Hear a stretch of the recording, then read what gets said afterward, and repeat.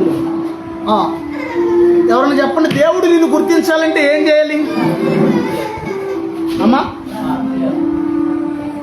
దేవుడు నిన్ను గుర్తించాలంటే ఏం చేయాలి?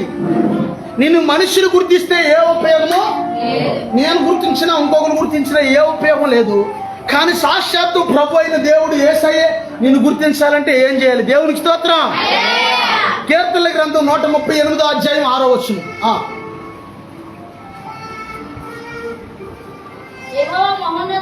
యెహోవా మహోన్నతుడైనను ఆయన దీనులను లక్ష్యపెట్టును. దేవునికి స్తోత్రం. అందరు చెప్తుంది దేవునికి స్తోత్రం. ఆయన గొప్పవాడైనా, ఆయన మహోన్నతుడైనా సరే దీనులను లక్ష్య పెట్టే దేవుడు అంట. దేవునికి స్తోత్రం. ఆ తర్వాత ఆయన దూరం నుండి, ఎంత దూరం నుంచి? ఎంత దూరం నుంచి? పరలోకం నుంచి, దూరం నుంచి నేను ఏం చేస్తాడంటే గర్విష్ఠులను బాగుగా ఎరుగును. దేవునికి స్తోత్రం. అందరూ చెప్తాను దేవునికి స్తోత్రం. అసలు దేవుడికి అసహ్యమైంది ఏంటంటే గర్వం. అమ్మాయి అంటున్నారు నా మాట. దేవుడికి అసహ్యమైంది ఇందాక చెప్పుకున్నాం, మళ్ళీ ఇప్పుడు మీకు గుర్తు చేస్తున్నాను అంతే. దేవునికి స్తోత్రం. కానీ నువ్వు దీనురాలుగా ఉంటే, దీనుడిగా ఉంటే సాక్షాత్తు దేవుడే నిన్ను గుర్తిస్తాడు. ఆమేనండి. ఇప్పుడు దేవుడికి విరోధమై ఎవరన్నా ఏమైనా సాధించగలరా? దేవుడే మనకి శత్రువు అయిపోతే మనం ఏం చేయగలదు? చైనా వాళ్ళని మొన్న తుఫాన్లు దులిపేసినాయి అంట, మళ్ళీ ఇప్పుడు దులిపేస్తున్నాయి అంట. పట్టుకుని తుఫాన్లు అల్లకల్లం అయిపోతున్నాడు చైనా. కారణం ఏంటి? ఎందుకు అనుకుంటున్నారు? చైనా వాళ్ళు ఈ మధ్యన బైబిల్ని తిరగరాద్దామని చూశారు. వాళ్ళు కొట్టాడు దెబ్బ దేవుడు. అక్కడ దేవుడు ఊరుకుంటాడా? బైబిల్లో ఒక మాట అయినా ఒక సున్నా తీయకూడదు, ఒక సున్నా కలపకూడదు. దేవుడికి స్తోత్రం. జల్లి చేస్తున్నాడు చైనాని దేవుడు. ఓ పక్కన మన ఇండియాకి శత్రువులు ఎవరంటే ఓ పక్కన చైనా, ఓ పక్కన పాకిస్తాను, ఓ పక్కన బంగ్లాదేశ్. ఒకప్పుడు పాకిస్తాన్ ఒకటే ఉంటుంది, ఇప్పుడు 3 శత్రువులు ఉన్నారు. జాగ్రత్తగా గమనించండి, జాగ్రత్తగా ఆలోచించండి. దేవుని స్తోత్రం. మనం అందుకే మనకి దేవుని ప్రొటెక్షన్ చాలా చాలా చాలా అవసరం. దేవుని స్తోత్రం. కష్టం వచ్చాక అందరూ దేవుడు అంటారు, అప్పుడు అంటాం కాదు. ముందే మనం సరెండర్ అయిపోతే దేవుడికి మనల్ని ఏం చేస్తాడంటే దేవుడు, ఒకవేళ దీనురాలుగా దీనుడిగా ఉండి నువ్వు దేవుడికి సరెండర్ అయిపోతే దేవుడు నిన్ను ఎలా ఆశీర్వదిస్తాడో తెలుసా? ఎలా తెలుసమ్మ చెప్పయింది. దేవుని స్తోత్రం. కీర్తనల గ్రంథం 29 అధ్యాయం 11 వచనం. దేవుని స్తోత్రం. చదవండి. 29:11. యెహోవా తన ప్రజలకు బలము అనుగ్రహించును. యెహోవా తన ప్రజలకు సమాధానము కలుగజేసి వారిని ఆశీర్వదించును. దేవునికి స్తోత్రం. ఎక్కడ చూసుకుంటే యెహోవా తన ప్రజలకు తన ప్రజలకని 2 మార్లు రాయించాడు. తన ప్రజలకు. దేవునికి స్తోత్రం. దేవుడు నేను సిద్ధపడింది ఒకటి, కానీ దేవుడు చెప్పమన్నది మళ్ళీ ఇక్కడ ఏంటంటే ఇక్కడ మారుస్తుంది. దేవునికి స్తోత్రం. యెహోవా తన ప్రజలకు. ఇప్పుడు మీరు కష్టపడిన కష్టార్జితం తెచ్చి మీ పిల్లలకు పెడతారా, పక్కలో పెడతారా? పక్కలకు కూడా పెడతారు ఎప్పుడన్నా కొంచెం దాన ధర్మం కింద. కానీ పూర్తిగా అందులో 99% ఎవరికి పెడతారండి? మీ పిల్లలకే. కాయలు తెస్తారు కవర్ నిండా, పక్కల పిల్లలకి ఎత్తారు, మీ పిల్లలకి ఎత్తారా? దేవుడు కూడా అదే అంటున్నాడు. యెహోవా తన ప్రజలకు సమాధానం బలమును అనుగ్రహించి సమాధానం కలగజేసి వారిని ఆశీర్వదిస్తాడు. 3 విషయాలు ఇక్కడ దేవుడు రాయించాడు. దేవునికి స్తోత్రం. నువ్వు దీనురాలుగా తగ్గించుకుని ఉంటే గనక దేవుడు ఏం చేస్తాడంటే నీకు బలం అనుగ్రహిస్తాడు. ఏ బలం అనుగ్రహిస్తాడు? ఏ బలం అనుగ్రహిస్తాడమ్మా? ఎదటోళ్ళు కొట్టే బలం కాదు అమ్మ. ఎక్కడ ఉండరా? అక్కడక్కడ భర్తలు కొట్టే భార్యలు ఉంటారు, భార్యలు కొట్టే భర్తలు కూడా ఉంటారు. దేవునికి స్తోత్రం. తల్లిని కొట్టే పిల్లలు కూడా ఉంటుంటారు అక్కడక్కడ. లేరా? తల్లిని పట్టుకుని చిత్త కొట్టే కూతురు లేరు అక్కడక్కడ. అమ్మ ఏంటా మళ్ళా ఉన్నది, మాకు ఏం తెలియదు అన్నాడు. ఏ బలం అనుగ్రహిస్తాడు దేవుడు? కొట్టుకిరే బలం కాదు ఇక్కడ. ఒకవేళ ఆరోగ్యం ఇస్తాడు. ఆమేనండి. ఎదుటోళ్ళు కొట్టే బలం గురించి కాదు దేవుడు మాట్లాడేది. దేవునికి స్తోత్రం. మొన్న న్యూస్లో ప్రపంచంలోనే కండ్ల వీరుడు అంట, 30 సంవత్సరాలు అంట, హార్ట్ స్ట్రోక్ వచ్చి చనిపోయాడు. ప్రపంచంలోనే కండ్ల వీరుడు అంట. దేవునికి స్తోత్రం. కొట్టికిన బలం అనుగ్రహించిన దేవుడు ఆయన సన్నిధిలో ఏం చేస్తాడంటే నువ్వు ఆరోగ్యంగా ప్రార్థన చేసేటట్టుగా ఆ బలం అనుగ్రహిస్తాడు. దేవునికి స్తోత్రం. హల్లెలూయా. దేవుడు ఆయన ప్రజలకు బలం అనుగ్రహించి ఏం చేస్తాడంటే ఆయన ప్రజలకు సమాధానం అనుగ్రహించి వారిని ఆశీర్వదిస్తాడన్న. దేవునికి స్తోత్రం. ఈ దినాల్లో మీరు చూస్తే ఎక్కడన్నా సమాధానం ఉందా కుటుంబాల్లో అంటే ఉందా? ఎక్కడన్నా దేవుని ప్రజలు నెమ్మలంగా ఉంటారు, సమాధానంగా ఉంటున్నారు ఎక్కడికక్కడ. కానీ చాలా మంది సంఘం వెలుపట వాళ్ళని మీరు చూస్తే వాళ్ళ కుటుంబాల్లో సమాధానం కవరప్పు మేకప్ అంతా.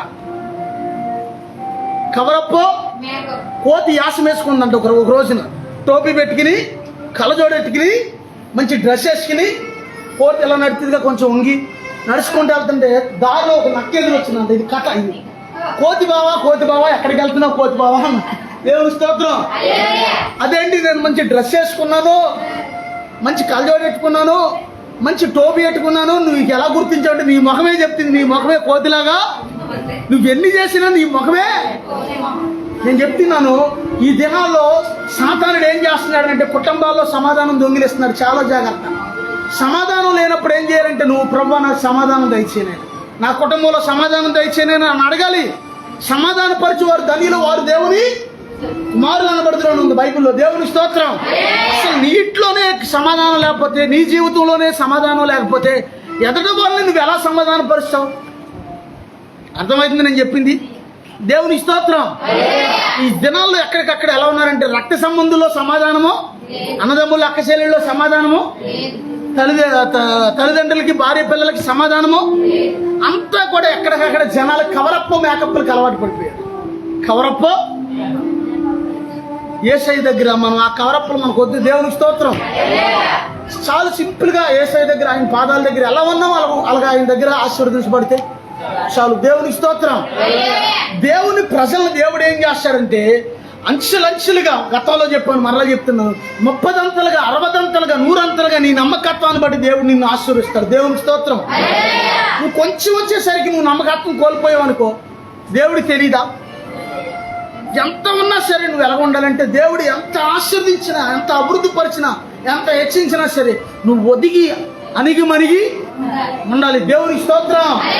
ఆ యొక్క ఆగరు, అబ్రహాము భార్య అయినటువంటి ఆగరు పారిపోయినప్పుడు దేవుడు ఏమంటాడు అక్కడ? యెహోవా దూత ఏమని మాట్లాడింది? ఆగరు నీ యొక్క యజమానురాలైన శారా చేతి కింద అణిగి మణిగి ఉండు. దేవునికి స్తోత్రం.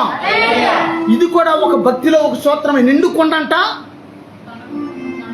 తొనగదంట, ఎత్తుకుండా తొనిగిద్దంట. నువ్వు భక్తిలో ఉన్న సీక్రెట్ ఏంటంటే నువ్వు దేవుడికి భయపడు అంటే దేవుడి దగ్గరకు వచ్చి వణకమని కాదు అర్థం. దేవుడికి భయపడడం అంటే దేవుని సన్నిధిలో దేవుని మాటకి విధేయురాలు అవటం, విధేయుడు అవటం, లోపడటం. దేవునికి స్తోత్రం. అందరూ చెప్తాం దేవునికి స్తోత్రం. దేవుడు ఏం చేస్తాడంటే కొంచెాన్ని ఎక్కువగా ఆయన ఆశీర్వదిస్తాడు. ఆమేనండి. దేవుడు ఆయన ప్రజలకి బలం అనుగ్రహించి సమాధానం అనుగ్రహించి వారిని ఆశీర్వదిస్తారు.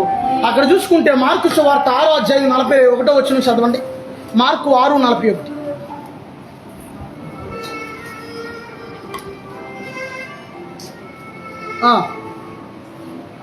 త్వరగా చదువు. 5 రొట్టెలను 2 చేపలను పట్టుకొని ఆకాశం వైపు కన్నులెత్తి ఆశీర్వదించి ఆ రొట్టెను విరిచి అందరికీ పంచిపెట్టించాడంటే యేసయ్య. దేవునికి స్తోత్రం. అందరూ ఆహారం తిన్నాకంట ఎలా తిన్నారో తెలిసి తృప్తిగా తిన్నారంట. అంటే చాలు అనేటట్టుగా తిన్నారంట. దేవునికి స్తోత్రం. తృప్తిగా తిన్నాక అక్కడ 12 గంపలు ఎత్తిచ్చాడు. దేవునికి స్తోత్రం. మొదటగా 5 రొట్లు 2 చేపలే ఉన్నాయి. కానీ దేవుడు ఆశీర్వదించాక అవి ఏమైనాయి అంటే 12 గంపలుగా మార్చబడింది. దేవునికి స్తోత్రం. అందరూ చెప్తాం దేవునికి స్తోత్రం. 12 గంపలుగా మార్చబడింది. యెహోవా ఆశీర్వాదము ఐశ్వర్యం ఇచ్చును అని దేవుని వాక్యం సెలవిస్తుంది. నరుల కష్టం చేత తెచ్చుకున్నది ఆశీర్వాదము కాదు. నువ్వు ఎంత కష్టపడి తెచ్చుకున్నా, ఎంత దాచుకున్నా అది ఆశీర్వాదం కాదు. దేవుడు ఆశీర్వదించాలి అంతే. దేవునికి స్తోత్రం. ఒకవేళ నీకు కట్లు ఉండొచ్చు, ఒకవేళ నీకు పొలాలు ఉండొచ్చు, స్థలాలు ఉండొచ్చు, ఇళ్ళు ఉండొచ్చు, అది ఆశీర్వాదం కాదు. అది దేవునికి స్తోత్రం.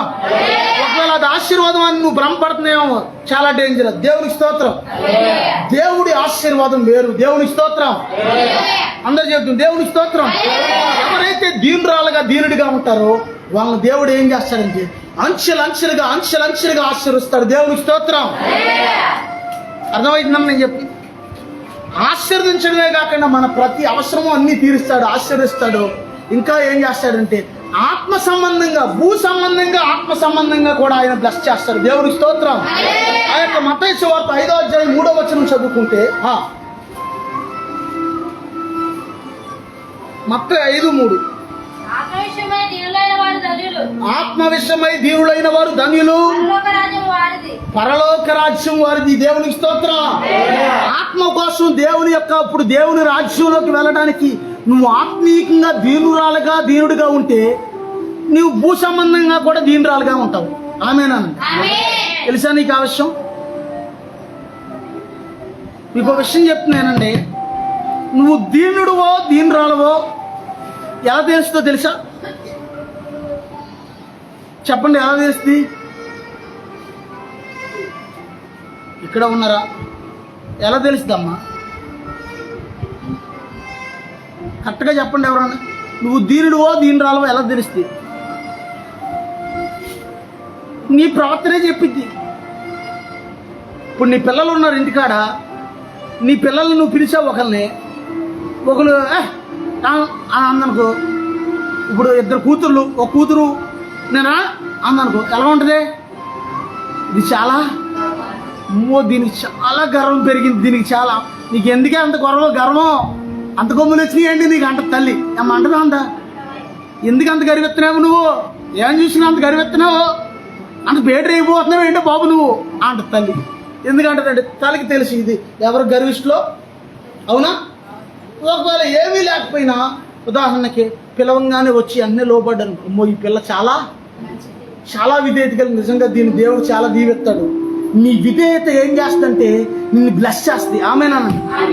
దేవుడు దూరం నుంచి ఏం చేస్తాడంటే దీనులను గుర్తిస్తాడంట. ఆయన నువ్వు దీనురాలవైతే, దీనుడు అయితే ఎవ్వరు నీకు చెప్పకల్లా దేవుడికి ఆయనే నిన్ను ఎత్తికి మరి పట్టుకుంటాడు. దేవునికి స్తోత్రం.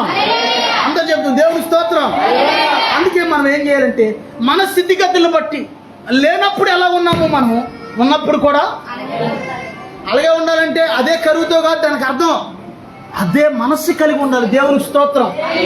అర్థమైందేమో నేను చెప్పింది? ఆఖరిగా ఒక ఉపమానం చెప్పి నేను ముగిస్తాను. ఒక ఆయన తాడేపల్లిగూడెం ప్రాంతంలో మార్కు గారు అని ఒక ఆయన ఉండేవాడు. చిన్నప్పుడు వాళ్ళకి తినడానికి తిండి ఉండేది కదా. వాళ్ళ ఇంటికి పాస్టర్ గారు వస్తే వాళ్ళ అమ్మగారు పాపం చాలా విశ్వాసం కలిగిన వ్యక్తి అంట. పొట్టికాడ సరుకులన్నీ అరువు తెప్పించి మంచి భోజనం ఉండి ఆహారం పెట్టేదండి. ఎవరికి? పాస్టర్ గారు వాళ్ళకి. పాస్టర్ గారు వాళ్ళు తిన్నాక, అమ్మా మాకు ఆకలేస్తుందమ్మా, మాకు కూడా అన్నం పెట్టమ్మా అనేవాళ్ళు. అంటే ఎవరో పిల్లలు.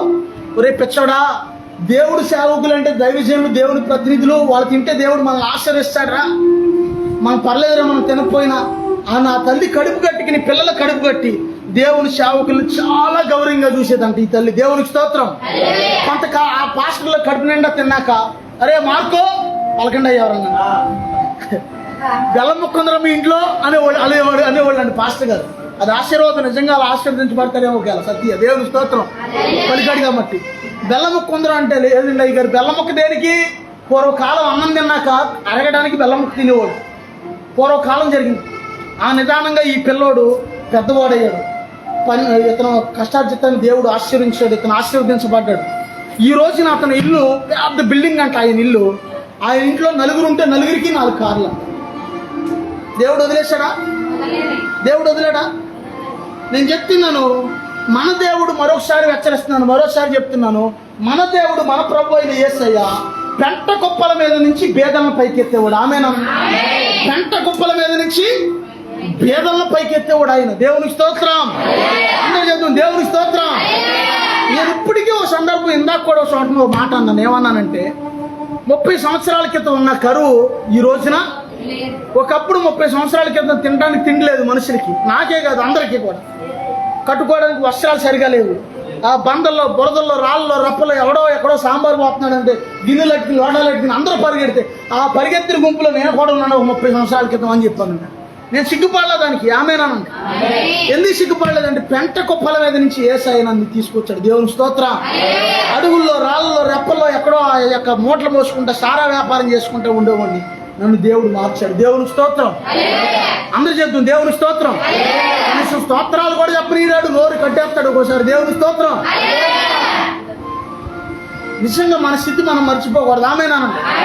ఎంత కష్టపడ్డామో ఒకప్పుడు, ఎంత బాధపడ్డామో అవన్నీ మర్చిపోకూడదు. దేవునికి స్తోత్రం. నాన్నగారు అనేవాడు తెల్లవారులు వెళ్ళి చెరుకు లోడు ఎత్తితేనంటే చెరుకు కట్టల లోడు 5 రూపాయలు ఇచ్చారంట. తెల్లవారులు వెళ్ళి చెరుకు కట్టలు అవి ఉంటాయి కదా లోడు, అవన్నీ లారీ మీదకి ఎత్తితే అందరు వెళ్ళి 5 రూపాయలు ఇచ్చేవాళ్ళు అంట. ఈ బాధలు మీకు ఎవరికైనా తెలిసి? ఎప్పుడో పూర్వం చాలా పడిన బాధలు. దేవుని స్తోత్రం. గుంటిపిల్ల అడవుల మీద నుంచి ఆ యొక్క కావుళ్లతో పొల్లలు తెచ్చి, అడవు అదంతా ఒకప్పుడు పొలాలు తెచ్చి ఒకే ఒక బస్సు తాడేపల్లిగూడెం బస్సు గుంటిపల్లి రూట్లో నుంచి అటు వెళ్ళిందంట. ఆ పొలాల కావుడు దగ్గర ఒక 20-30 మంది వెళ్ళి కొండల మీదకి వెళ్ళి పొలాలు కొట్టుకుని ఆ కావుళ్ళు మోసుకొచ్చి ఆ బస్సులకి వేస్తే ఆ కావుడు పొలాలకి 5 రూపాయలు ఇచ్చేవాడు. చివరికి ఇక బతుకుదేరు ఇబ్బంది అయిపోయి కొన్ని వందల మంది ఆ ఊరు నుంచి ఆడవాళ్ళ కంటే మగవాళ్ళు ఎక్కువ వెళ్ళిపోయారు బయట. బతుకుదేరుకు అక్కడ అవకాశము లేక ఆ గీత కార్మికులుగా వేరే ఊర్లు అనేక చోట్లకి ప్రజలు అక్కడి నుంచి వచ్చేసారు. కానీ నిజంగా దేవుడు ఎంత గొప్ప దేవుడు అంటే, ఒకప్పుడు నిజంగా లేనప్పుడు కూడా, అప్పుడు కూడా దేవుడు ఆ విశ్వాసం, అదే విశ్వాసం లేనప్పుడు కూడా సిలువు పుట్ట ఏసై పుట్ట ఉంటే తండ్రి నాయన ప్రభు అంతా నీవే నాయన అని అనుకున్న సందర్భం. ఈ రోజున కూడా ప్రభు అయిన యేసయ్య అన్ని ఇచ్చిన తర్వాత కూడా దేవుని స్తుతిస్తాను ఉన్నాం. దేవుని స్తోత్రం. వాస్తవానికి దేవుడు ఏ కొద్ది ఉంచాడు? మీకు ఏమైనా కొద్ది ఉంచాడా? యేసు ప్రభు వారి శిష్యుల్లో మాట్లాడితాడు. యేసయ్య ఏమని అడిగితాడు తెలుసా? 3.5 సంవత్సరాలు యేసయ్యతో పాటుగా శిష్యులుంటే ఒకరోజు నువ్వు మాట అంటాడు, నాతో ఉన్నారు కదా మీరు అందరూ, మీకేమైనా తక్కువైనయా అని అడుగుతాడు. దేవుని స్తోత్రం. శిష్యులు 12 మంది ఉన్నారంటే మరి వాళ్ళ కుటుంబాలు వద్దా? వాళ్ళ కుటుంబాలు ఎంతమంది అయ్యారు? అక్కడికి 12 కనీసం 5 వేసుకున్నా 60 మందిని పోషించాడంటే 60-70 మందిని ఎప్పుడు వాళ్ళు కాకుండా జనాలు ఎప్పుడు ఆయన దగ్గరికి వస్తూ ఉండేవాళ్ళు. వాళ్ళు ప్రభుతో మనం ఉంటే మనకి ఏది తక్కువ రామేనానండి. దేవునికి స్తోత్రం. హల్లెలూయా. దేవుడు నిజంగా అందుకే ఆయన రాయించాడు, సింహం పిల్లలకైనా లేము కలిగింది కానీ దేవుని ఆశ్రయించే వారికి, నన్ను ఆశ్రయించే వారికి ఏ మేలు, యెహోవాను ఆశ్రయించే వారికి ఏ మేలు కొదువ ఉండదు. దేవునికి స్తోత్రం. నువ్వు దేవుణ్ణి ఆశ్రయిస్తే నీకే కొదువ ఉండదు. ఆమేనండి. అంతేకాకుండా నువ్వు దేవుడు నిన్ను ఎంత ఆశీర్వదించినా, ఒకవేళ 30 అంతలు ఆశీర్వదించిన, 60 అంతలు ఆశీర్వదించిన, 100 అంతలు ఆశీర్వదించిన, ఎంత ఆశీర్వదించినా సరే నువ్వు ఆశీర్వదించబడే కొలిది నువ్వేం చేయాలంటే ఒదిగి ఆయన రెక్కల చాటున ఉండాలి. దేవునికి స్తోత్రం. ఆయన రెక్కల చాటున ఒదిగి ఉన్నప్పుడు ఏం చేస్తాడంటే ఆయన దేవదూతలకు ఆజ్ఞాపిస్తాడు. దేవునికి స్తోత్రం. ప్రభువు నిన్ను తన దూతల ఆధీనంలో ఉంచుతాడు. నువ్వు ఎచ్చటికి వెళ్ళినా వారు నిన్ను కాపాడుతూ ఉంటాడు. దేవునికి స్తోత్రం. అందరూ చెప్తుంది దేవునికి స్తోత్రం. హల్లెలూయా. అందుకే మనం ఏం చేయాలంటే దేవుని సన్నిధిలో మనం ఖచ్చితంగా మన దేవుడు మనల్ని ఆశీర్వదిస్తాడు. మనం ఎల్లప్పుడూ కూడా ఆ దేన మనసు పోగొట్టుకోకూడదు. దేవునికి స్తోత్రం. దేవుడు ఇచ్చిన కృప పోగొట్టుకోకూడదు. దేవునికి స్తోత్రం. మరో చోట ఏమన్నదంటే దీనులకు ఆయన కృప అనుగ్రహిస్తాడంట. యాకోబు పత్రిక 4వ అధ్యాయం 6వ వచనంలోనో 5వ వచనంలో ఉంది. దీనులకు ఆయన, చదవండి ఒకసారి ఆ మాట చదువుకుని ముగించుకుందాం. యాకోబు పత్రిక త్వరగా 4వ అధ్యాయం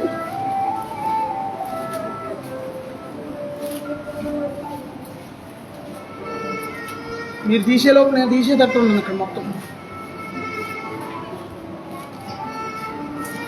యాకోబు పత్రిక 4వ అధ్యాయం చదవండి, 5వ వచనం చదవండి.